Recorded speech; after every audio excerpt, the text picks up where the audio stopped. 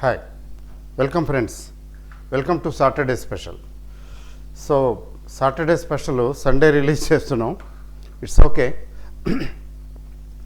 Market open కాకపోతున్నది Monday, అంటే రేపు ఎలా ఉంటుంది.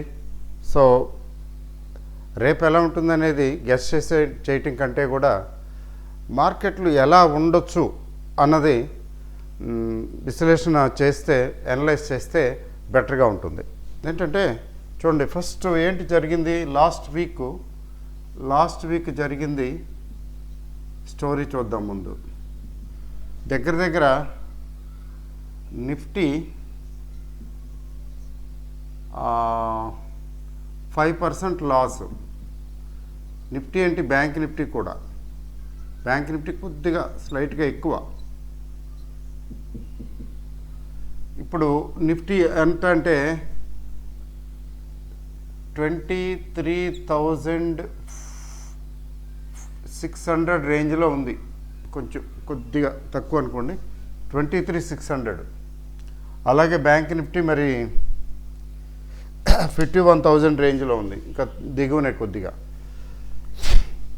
ఇప్పుడు ఇక్కడ పాసిబిలిటీ ఏంటంటే 23,600 అయితే స్మాల్ పుల్ బ్యాక్ ర్యాలీ తోటి 24,000కి వెళ్ళటం, లేకపోతే ఫర్దరు 23,350 ఆ రేంజ్కి రావటం. 23,350 ఆర్ 300 రేంజ్ అనేది ప్రీవియస్ ఒకసారి వచ్చింది. 200-300 రేంజ్కి ఒకసారి వచ్చింది. అక్కడికి రావాలి. అక్కడికి వచ్చిన తర్వాత సేమ్ బాటమ్ కదా, సేమ్ బాటమ్ లెవెల్లో చిన్న సైజు కొద్దిపాటి బయింగ్ రావాలి. డబుల్ బాటమ్ దగ్గర నార్మల్గా ఏంటంటే కొద్దిగా వస్తుంది, ఆ ఛాన్సెస్ ఉన్నాయి. ఇప్పుడు అక్కడ ఇక్కడ అనేది క్వశ్చను.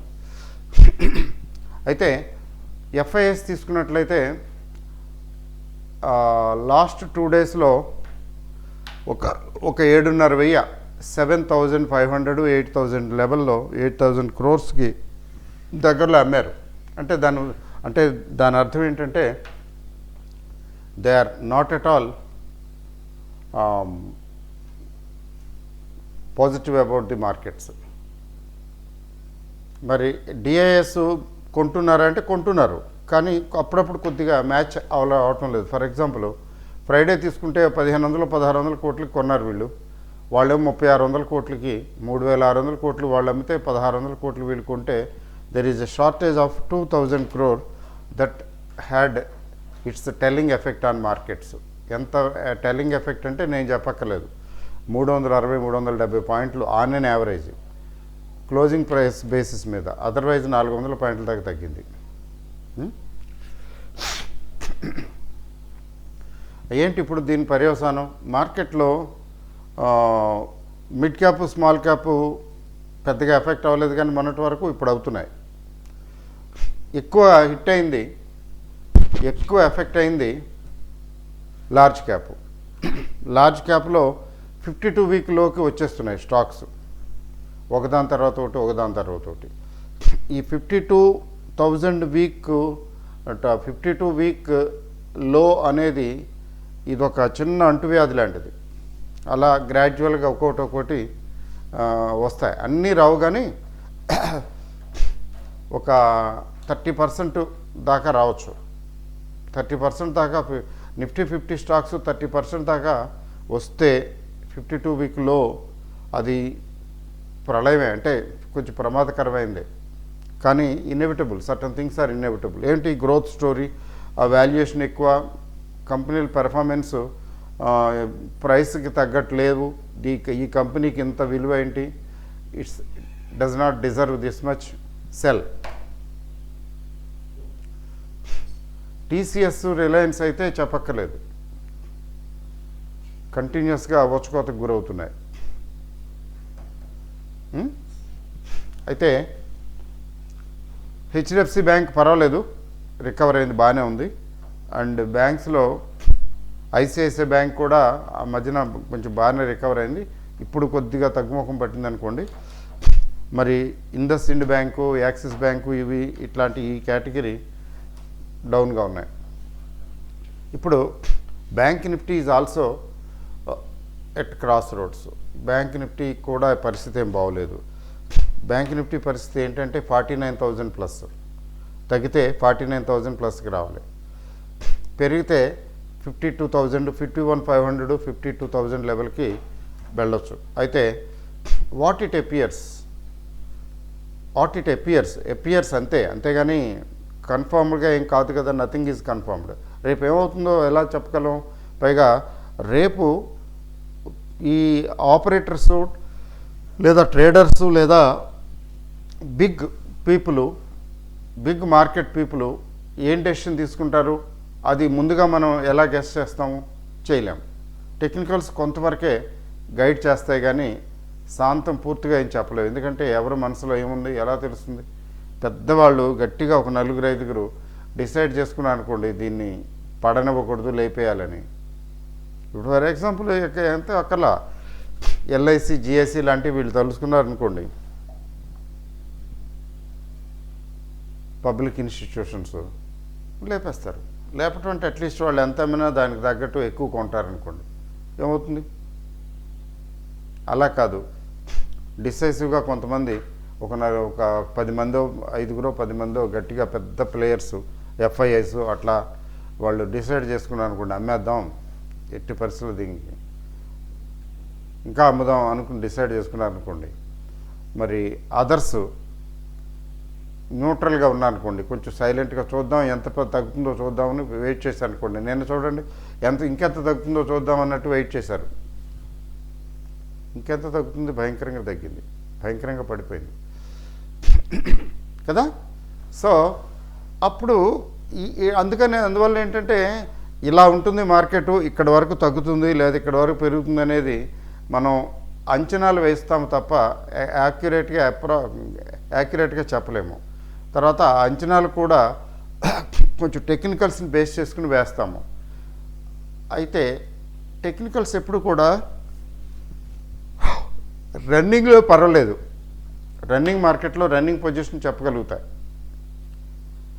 ఫ్యూచర్ని అంత బాగా చెప్పలేవు. They have their limitations.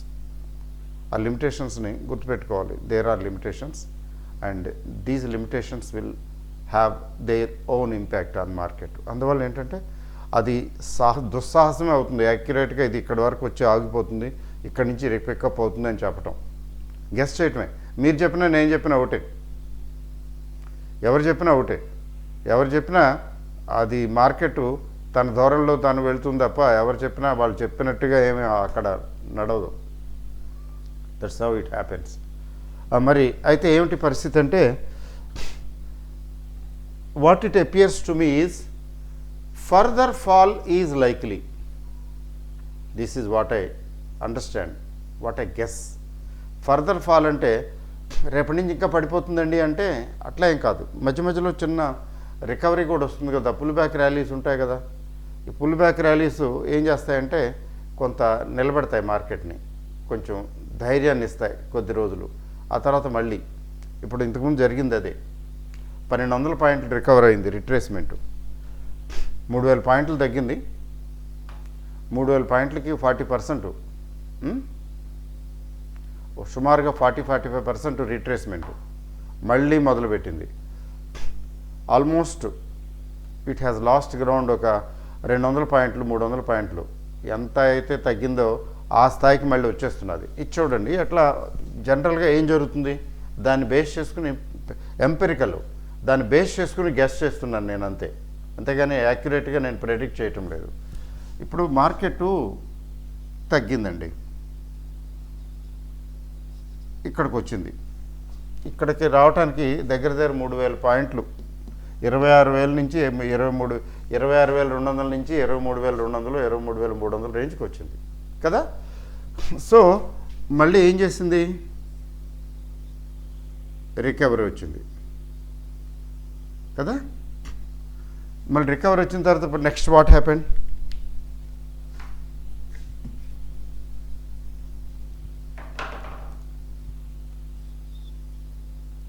మళ్ళీ పట్టడం మొదలుపెట్టింది. కదా. ఇది ప్రీవియస్లో, ఇది ప్రజెంట్లో. ఇక్కడి నుంచి ఆగిపోయింది అనుకోండి, చూడండి జాగ్రత్తగా. ఇక్కడి నుంచి ఆగిపోతే ఇది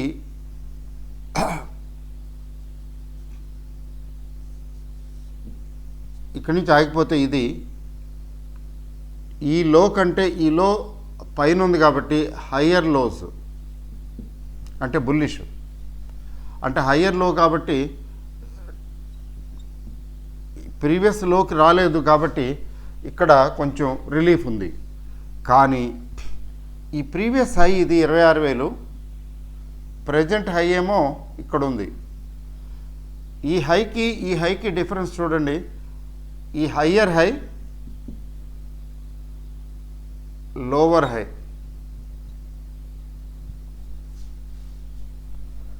అంటే ఈ హైకి ఈ హై వేరు, ఈ హై కంటే ఈ హై దిగువన ఉంది అంటే బేరిష్.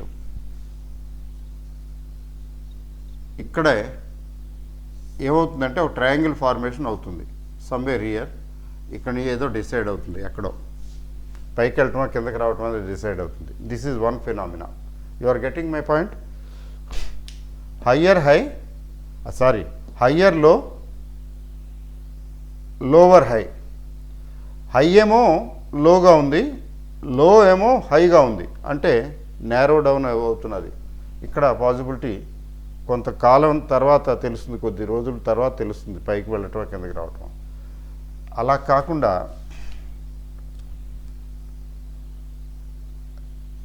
తగ్గింది, రికవర్ అయ్యింది, మళ్ళీ తగ్గితే సేమ్ బాటమ్కి వచ్చింది. ప్రీవియస్ లో ఎంత ఉంది ఇప్పుడు అక్కడికి వచ్చింది. అక్కడికి వచ్చిన తర్వాత న్యాచురల్గా కొంచెం పుల్ బ్యాక్ వస్తుంది, కొద్దిగా వెళ్ళినట్టు వెళ్ళి మళ్ళీ తగ్గింది. ఇప్పుడు దీని పరిస్థితి ఏంటండి? ఇది లోవర్ లో, ఈ ప్రీవియస్ లో కంటే ఈ లో ఇంకా దిగువన ఉంది. ఇది లోవర్ లో పొజిషన్. ఇది ఆల్రెడీ హయ్యర్ హై నుంచి లోవర్ హైకి వచ్చింది కదా. అంటే ఈ హై కంటే ఈ హై తక్కువ, ఈ హై కంటే ఈ హై తక్కువ. అంటే హయ్యర్ సైడు డౌనే, లోవర్ సైడు డౌనే, అంటే down. This phenomena is dangerous. Clear bearish trend. ఇలా వస్తుందా, అలా వస్తుందా? That is what we have to see. ప్రస్తుతం అయితే ఇక్కడ ఉంది, ఇక్కడ నుంచి ఇంకా దిగితే సేమ్ బాటంకి వస్తుంది. సేమ్ బాటం దగ్గర నుంచి రికవర్ అయిపోతే పర్వాలేదు, రికవర్ అయినట్టు అయ్యి మళ్ళీ పడిపోతే ఇదే పరిస్థితి వస్తుంది.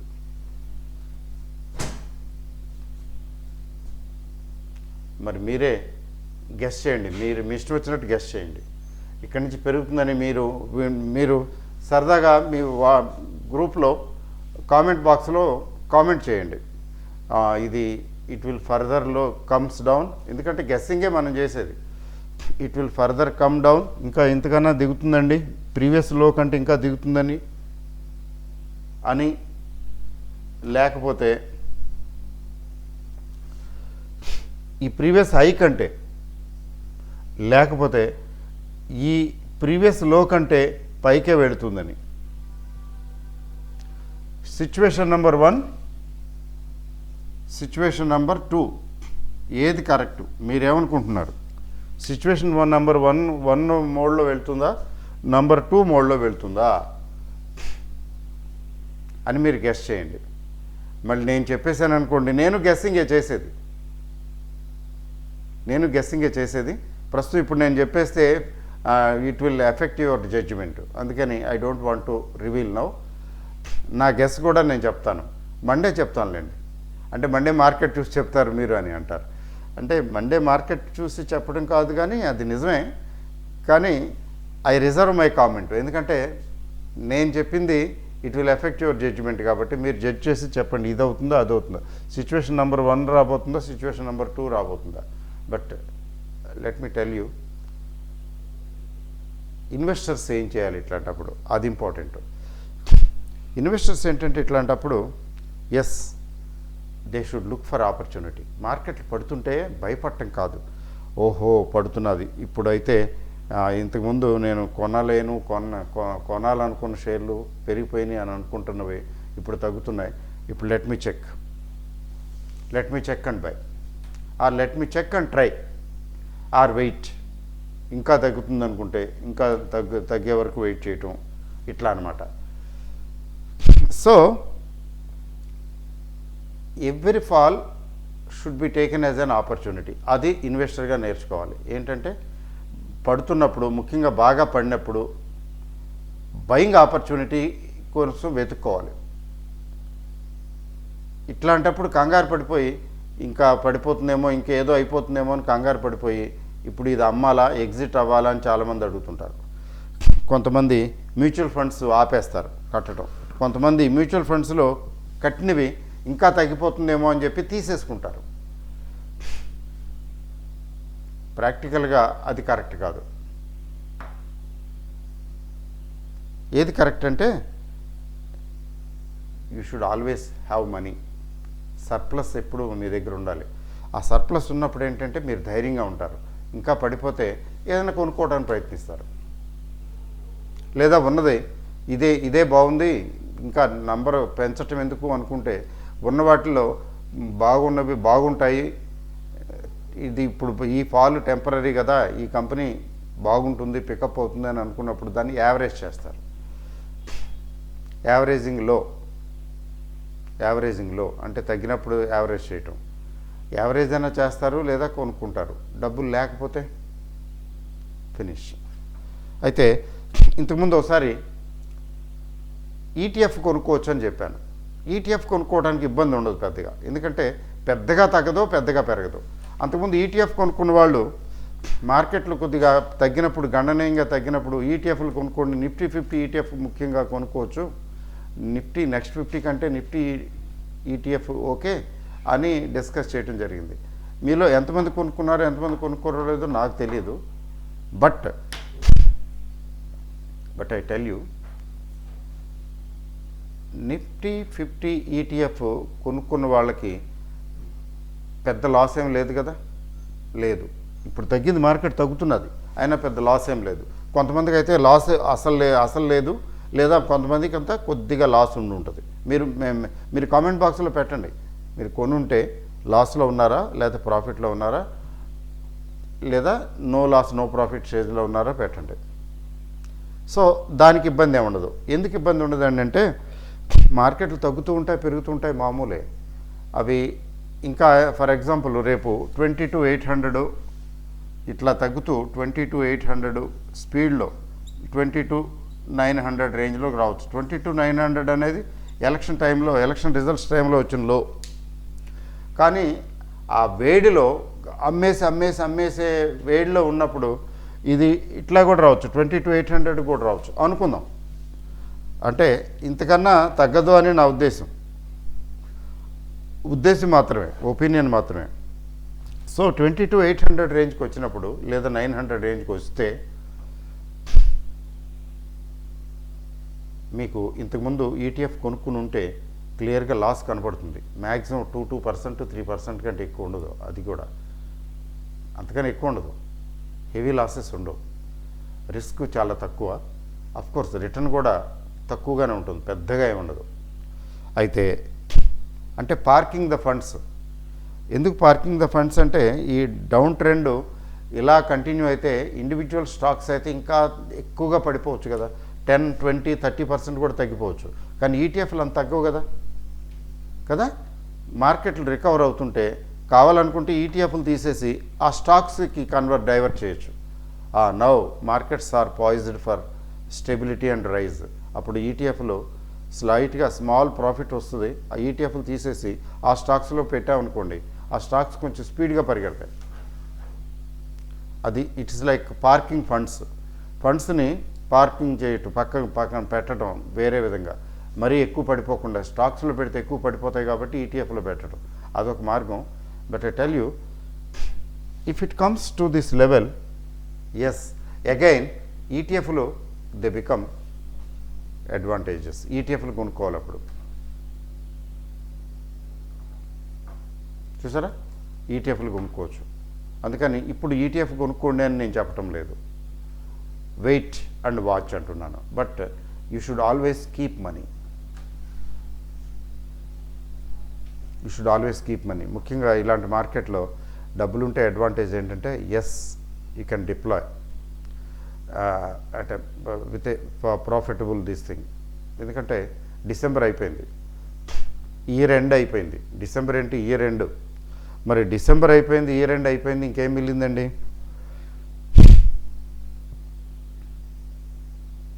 Nothing is left.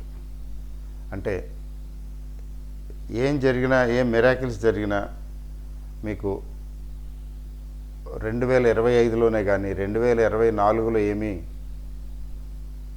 కనిపించడం లేదు, సూచనలు ఏమి లేవు. 2024లో ఏం లేదు, 2025. So wait for 2025. I believe March తర్వాత, పర్టికులర్లీ మార్చి లోపు చెప్పలేము కానీ 2025 మార్చ్ తర్వాత I believe there would be some growth. అంటే స్టార్ట్ అవుతుంది, పికప్ అవుతాయి మార్కెట్లో అని అనుకుంటున్నాను. అందుకని మార్చ్ వరకు లలబి, మార్చ్ వరకు పెద్ద ఏం మిరాకిల్స్ ఎక్స్పెక్ట్ చేయొద్దు, బట్ స్టెబిలైజ్ అవుతాయి. ఎందుకంటే డిసెంబర్ రిజల్ట్స్ జనవరిలో వస్తాయి కదండి, కొంచెం ఒక ఐడియా వస్తుంది. జనవరిలో రిజల్ట్స్ బాగోకపోతే కొంచెం మళ్ళీ ఇబ్బందే, బట్ ఎంత ఇబ్బంది అయినా మార్చి వరకు ఉంటుంది. మార్చి తర్వాత ప్రతిసారి మరీ అట్లాగా అయిపోద్ది కదా. గవర్నమెంట్ ఆల్సో స్టార్ట్స్ థింకింగ్, కొంచెం మెజర్స్, బడ్జెట్ వస్తున్నది కదా, బడ్జెట్ ఫిబ్రవరిలో బడ్జెట్ వచ్చేస్తుంది కదండి. So government may take some measures to improve బడ్జెట్లోను, ఆ బడ్జెట్ తర్వాత. సో వీటన్నిటి వల్ల ఏమిటంటే yes there is a possibility. అందుకని మార్చ్ వరకు మిరాకిల్స్ ఏం జరగవు కాబట్టి జస్ట్ కీప్ క్వైట్. తర్వాత ఉన్నాయి తగ్గిపోతున్నాయి, ఏం చేయాలండి అంటే ఈ తగ్గటం అనేది టెంపరీ ఫినామినా. మనం still we are in bull market, long term bull మార్కెట్లోనే ఉన్నాం. అదేంటండి 200 డే మూవింగ్ యావరేజ్కి దిగిపోయింది కదా, ఇంకెక్కడ దిగిందిలేండి, జస్ట్ వచ్చింది 200 డే మూవింగ్ యావరేజ్కి దిగి ఆ దిగువనే ట్రేడ్ అవుతూ ఉంటే అప్పుడు అని చెప్పాలి కొద్దిగా బుల్లిష్ మోడ్లో ఉన్నాం కదా అని. అయినా ఏమవుతుంది, ఫ్యూ మంత్స్ మళ్ళీ పికప్ అవుతాయి. మీకు మన షేర్లు ఫండమెంటల్లీ స్ట్రాంగ్ షేర్స్ అయితే మాత్రం ఈ లోపే పికప్ అవుతాయి, అంత వెయిట్ చేయు, అవి నడుస్తూనే ఉంటాయి. ఎందుకంటే అవి ఫండమెంటల్లీ స్ట్రాంగ్ కంపెనీస్ పొజిషన్ ఏంటంటే అవి బిజినెస్ నార్మల్గా చేస్తూనే ఉంటాయి. మార్కెట్లో ఎలా ఉంటే వాటితో మార్కెట్తో వాటికి పని ఏంటి, వాటి బిజినెస్ అవి చేసుకుంటూ ఉంటాయి, చక్కగా చేసుకునే లాభాలు గడిస్తూ ఉంటాయి. లాభాలు ఎప్పుడైతే గడిస్తున్నాయో ఆ షేర్ ధర, ఆ కంపెనీ తాలూకు వాల్యూ పెరుగుతుంది, తగ్గదు. టెంపరీగా కొద్దిగా సబ్డ్యూడ్గా ఉన్నా కానీ any time it will rake, it will pick. కాబట్టి fundamentals are all important. Earnings which make or break, Munger గారు చెప్తారు, చార్లెస్ ముంగేర్ గారు చెప్తారు, ultimately it is the earnings which make or break. అసలు భవితవ్యాన్ని, ఒక కంపెనీ తాలూకు భవితవ్యాన్ని నిర్ణయించేవి నిర్ణేతలు వాటి ఎర్నింగ్సే, వాటి ఎర్నింగ్స్ గ్రోత్, వాటి సంపాదన లేనిది మనం జాకీలతోటి అంత జాకప్ చేసినా, జాకీలు పెట్టి లేపటానికి ప్రయత్నించినా అది టెంపరీ, ఎక్కువ కాలం నిలవదు. కంపెనీ ఎర్నింగ్స్ బాగుంటే మనం పడేయటానికి ప్రయత్నించినా పడేసినా అది టెంపరీయే, మళ్ళీ అందుకుంటాయి. So it is earnings. అది అందువల్ల ఏంటంటే కంపెనీస్ ఎర్నింగ్స్ ఎలా ఉన్నాయి, కంపెనీస్ బిజినెస్ ఎలా ఉంది, బిజినెస్ ప్రాస్పెక్ట్స్ ఎలా ఉన్నాయి అన్న దాని మీద ఎక్కువ దృష్టి సారించాలి. అప్పుడు ఏం కాదు, అది విషయం. సో అందువల్ల ఏంటంటే keep money and you may further get good opportunities. Happy weekend, nothing to worry, markets are markets.